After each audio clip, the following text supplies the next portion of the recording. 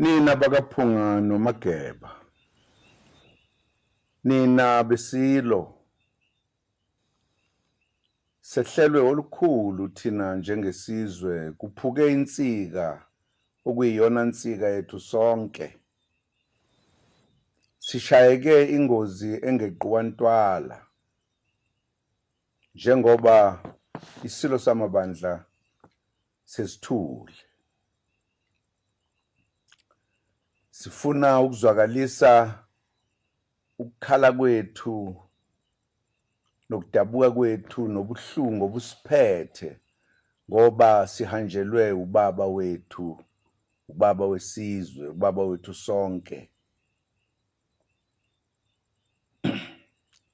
Kulukhuni ngisho ukukhuluma ukuthi singathini, sikhungathekile ngoba isilo besubaba wethu sonke, siwumeluleki wethu. Sikho konke esicabanga ukuthi izinto ezidingekayo kumzali noma kumholi. Siyakhala sonke, sikhala kakhulu kanye nendlunkulu yonke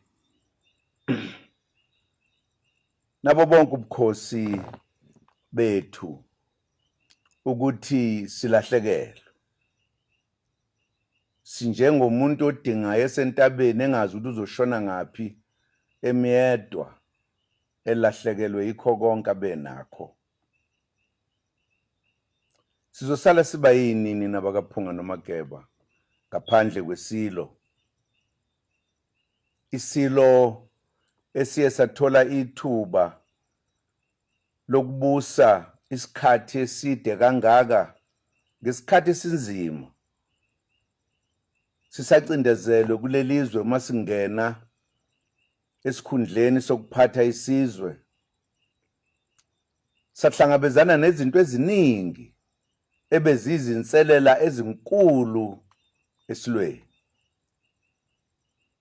Kodwa sakwazi ukukhula, sadlondlobala, saba ngangeyintaba, sakwazi ukulibusizwe, sakwazi ukunqoba inselelo eziningi ebelibhekene nazo.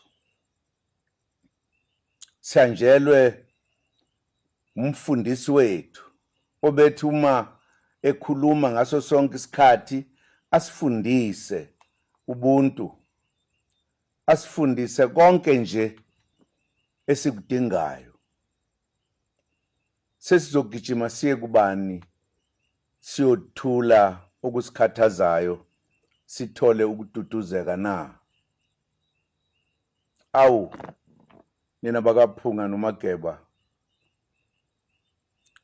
sigazwe inxeba elimbi, kubuhlungu ngaphezu kokwenza akuchazeki. Sithi ke ndlunkulu nesizwe sonke asilaleni ngenxeba ngoba umdali uthatha isinqumo njengoba ejwayele ukuzithatha ebesingeke sivumelane naye uma ubethe kithi uthatha lesinqumo. Kodwa uma sekwenzekile siye njalo sithi okudalwe inkosi asikwazi ukukuvimbela. Okwethu ukubhonga emswaneni sithi asilaleni ngenxeba sonke, sibuhlungu. Siyafisa ukuthi njengoba isilo sihambile kube khona ukuthula, kube khona nendlela esizokwazi ngayo ukwemukela lobuntandane esingena kubona. Sikwazi ukuthi sithi njengoba isilo sesithathe uhambo lokugcina, singakhathazeki endleleni, singahambi siqalaza emuva sizwa umsindo. Kube khona ukuthula nokubambisana phakathi kwethu sonke. Sithi awu, lalani ngenxeba nina besizwe sika Phunga noMageba. Ngiyabonga.